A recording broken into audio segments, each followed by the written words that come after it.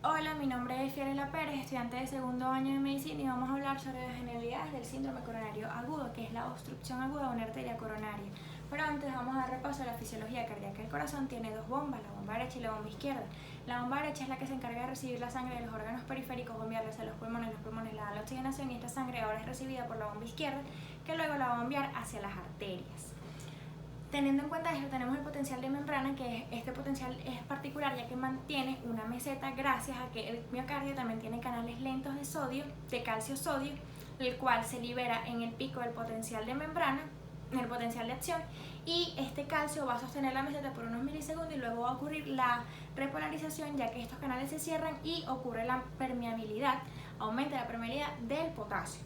Entonces vamos con el ciclo cardíaco, que se divide en fases. Tenemos el llenado pasivo, que es cuando el ventrículo no tiene mayor presión, porque la mayor presión está en las aurículas, que se encuentran llenas de sangre, y esto hace que las válvulas auriculoventriculares se abran y empuje la sangre, pero nada más el 80%. Tenemos el llenado activo, que es cuando las aurículas se contraen y terminan de llenar ese 20% de sangre a los ventrículos y se conoce como patada auricular, ya que empuja la sangre.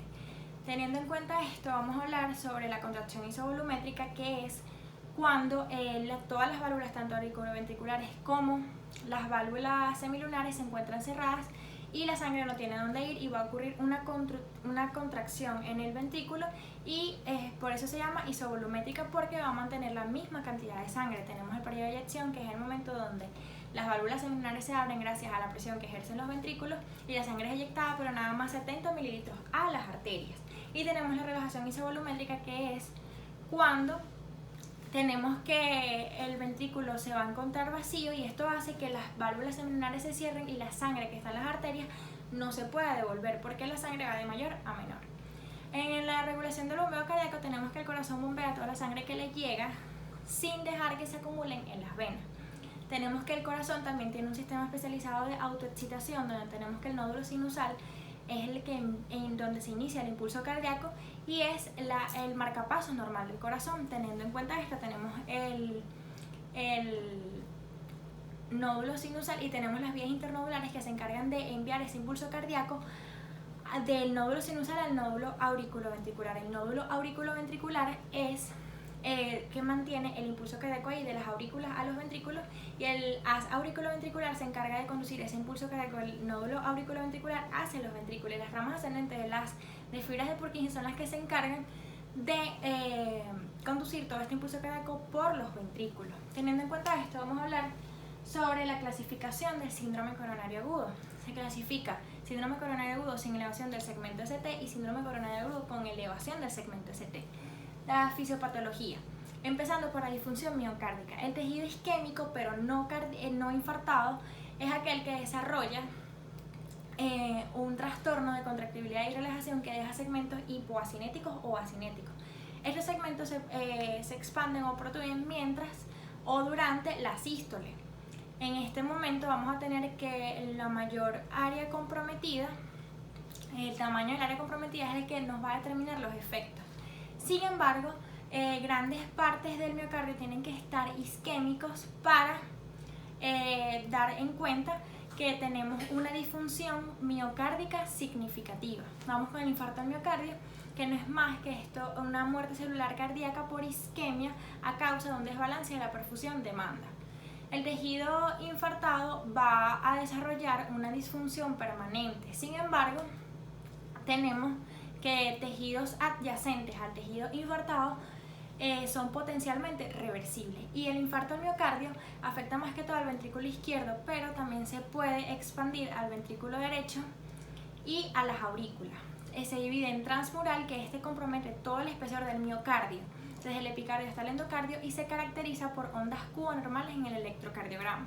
Tenemos el no transmural, que este no abarca toda la pared ventricular y se caracteriza por alteraciones del segmento ST y las ondas T.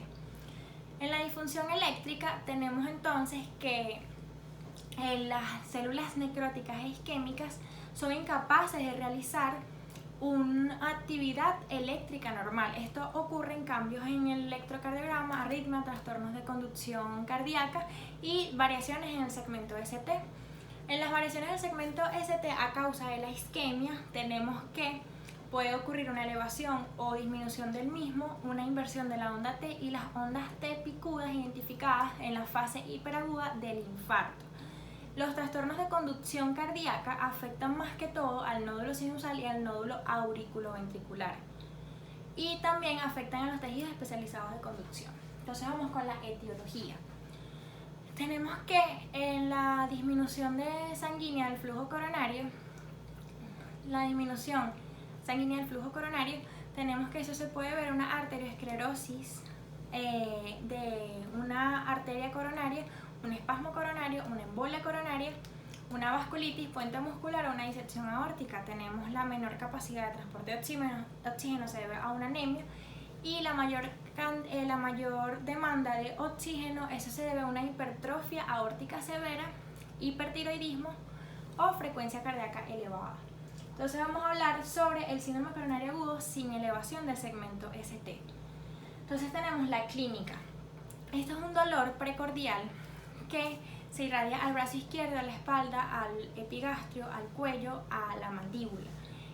También tenemos un paciente que puede presentar vómitos, vómitos, náuseas, disnea, insuficiencia cardíaca, síncope y en ocasiones muerte súbita. Tenemos que se presenta en tipo angina inestable, tenemos la angina de recién comienzo, que esta se presenta como regla general sin relación con algún esfuerzo físico, es nocturna y tiene un dolor intenso durante 20 minutos. Y esto ocurre en el 80% de los casos. En el 20% de los casos tenemos la angina de recién comienzo, que es cuando el paciente empieza a reportar sus crisis de angor en menos de 30 días. Y tenemos la angina de empeoramiento progresivo, que es progresivamente ingenosa, donde tenemos las crisis de angor que son persistentes, prolongadas e intensas.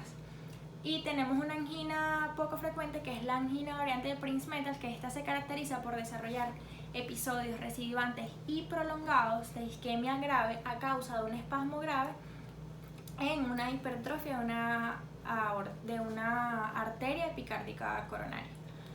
Entonces vamos a hablar sobre los exámenes complementarios que los resultados nos van a dar el diagnóstico. Tenemos el electrocardiograma, que se presenta una depresión transitoria y persistente del segmento ST mayor que 0,5 milímetros en 2 o más derivaciones contiguas, y esto nos da una alta sensibilidad de un cuadro coronario agudo.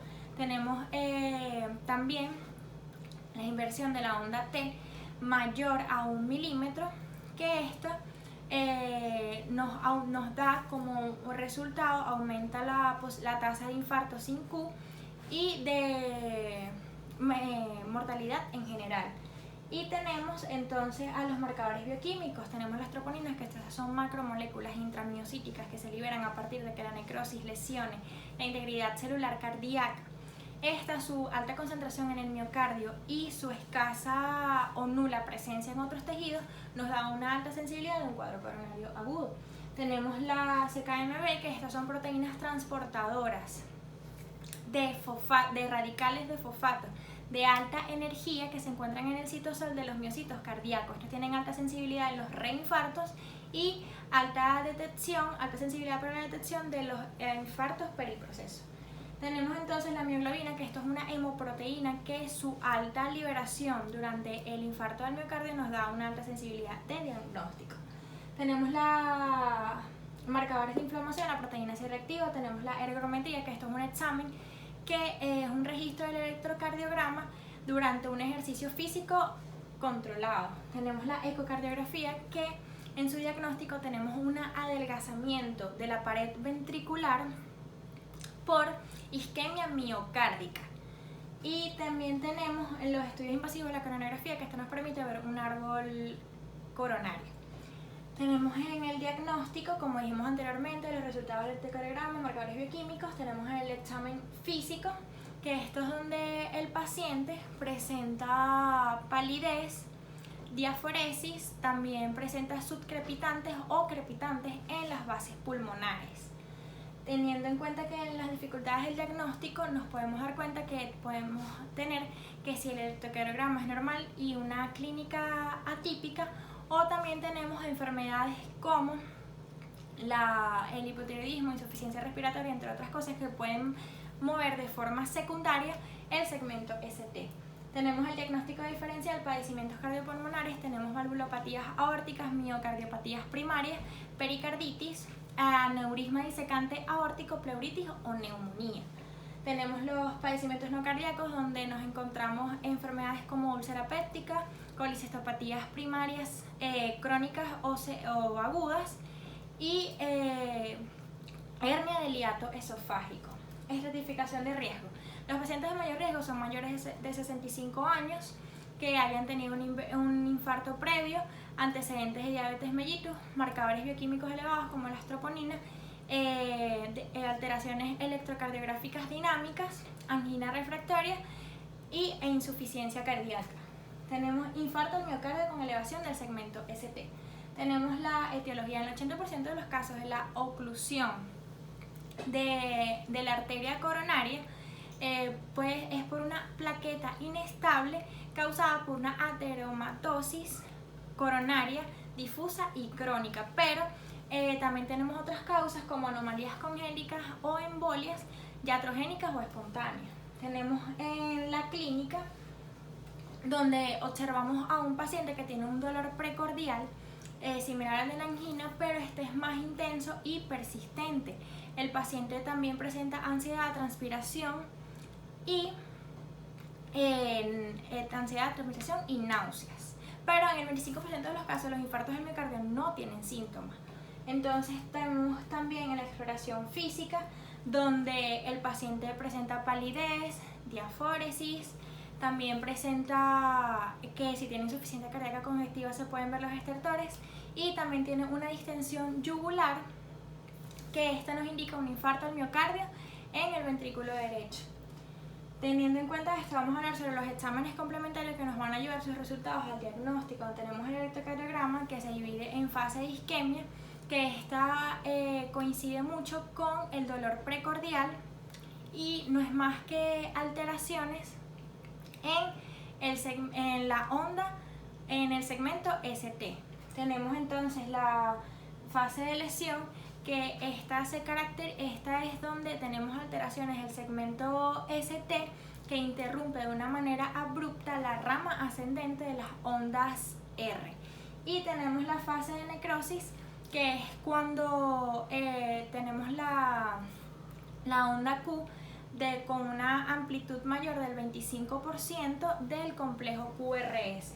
Entonces tenemos el laboratorio clínico, que tenemos las troponinas más específicas, son las teilas, y estas se mantienen elevadas de 7 a 10 días. Tenemos la concentración creatina sinasa, que esta aumenta de 4 a 8 horas, alcanza su máxima concentración en 24 horas y vuelve a la normalidad de 48 a 72 horas.